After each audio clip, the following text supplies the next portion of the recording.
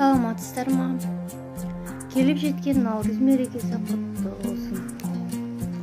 Бүгін сіздермен бірге Наурыз көжесін дайындайтын боламыз. Әр үйде Наурыз көже әртүрлі дайындалады. Біздің үйдегі Наурыз көжеге қосатын құрамын айтайын. Ең бірінші сүрленген еттеріңізді, одан кейін дәнді дақылдарымыз кетеді, яғни күріш, тары, ақ айран мен сүт, қалауларыңыз бойынша қара мейіз, сары мейіз қосуға болады, және арпа. Ең алғашымен етімізді 2-3 сағатқа суға қайнатып аламыз, жақсылап пісіріп. Сол қайнаған етімізді алып шығып, суытып алғаннан кейін өстіп кішкентай бөлшекке бөліп тураймыз. Себебі қасықпен жеген кезде кішкентай әрі ыңғайлы болу үшін. Келесі сорпамызды қатты отқа қайнатып аламыз.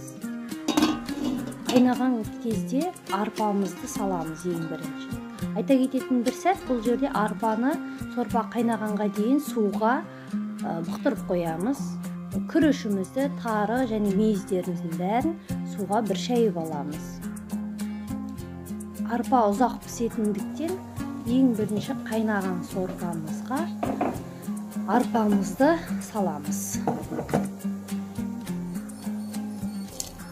Және де бұл арпа ұзақ пісетіндіктен бірінші қатты отқа 5-10 минут қойып, қайнағаннан кейін астындағы отын азайтып, жарты сағат 35 минутқа қоямыз.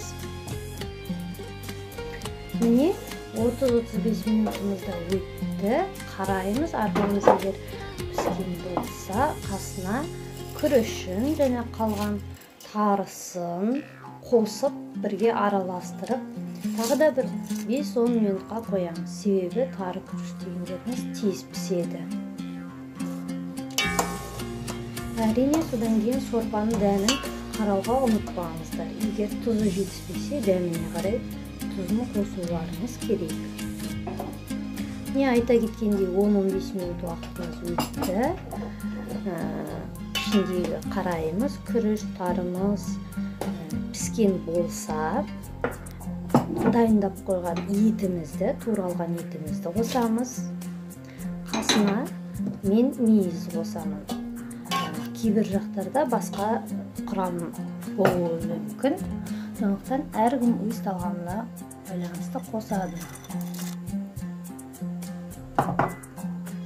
Жақсылап араластырып, 1-2 минуттан кейін отымызды сөндіріп қоямыз.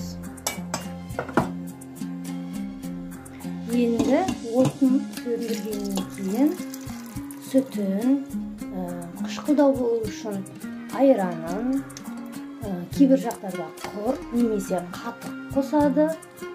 Мен кішкене қойлы болғандықтан кейін тағы да сүтін қосып араластырып қойдым.